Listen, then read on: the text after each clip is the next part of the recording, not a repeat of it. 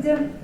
В данный момент проживаю в городе Надовске. Александр Филиппов – собственник одной из комнат в ветхом доме на Новоазинской. Дарственную на жилье отписала в 2020-м его мама. Но ни она, ни ее сын тогда не знали, что по закону, если дом уже признан аварийным, получить взамен аналогичную жилую площадь от государства не получится. Полагается лишь денежная компенсация.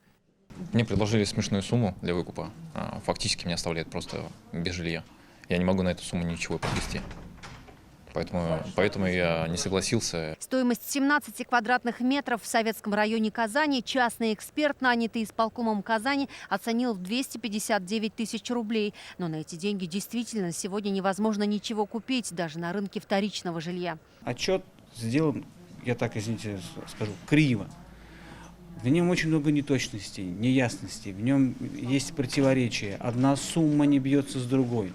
Арифметические подсчеты, которые пытаюсь я произвести, как не специалист в области оценки, не дают тех сумм, которые указаны в этом отчете. Мне просто непонятно, откуда взялась эта сумма. В итоге за свой счет Александр Филиппов сделал другую экспертизу стоимости комнаты. На этот раз ее оценили в 2 миллиона рублей. Есть отчет исполкома, есть отчет, который сделал Александр.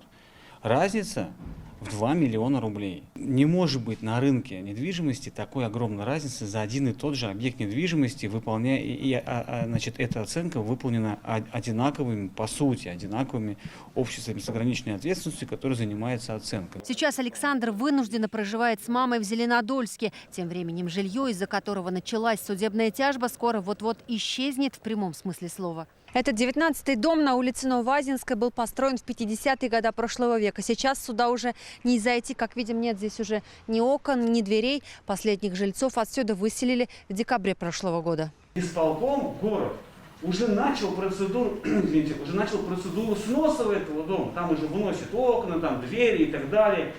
Не имея решения суда никакого. На заседании суда Александр Филиппов попросил назначить повторную независимую экспертизу своего жилья, которую проведет Республиканское бюро технической инвентаризации. Просим назначить в другую организацию, которую суд посчитает нужным. Но против той организации, которую заявляет представитель ответчика, мы возражаем. Почему? Обоснуйте, пожалуйста. Чтобы... Только потому, что ее ответчик заявил? Уважаем суда.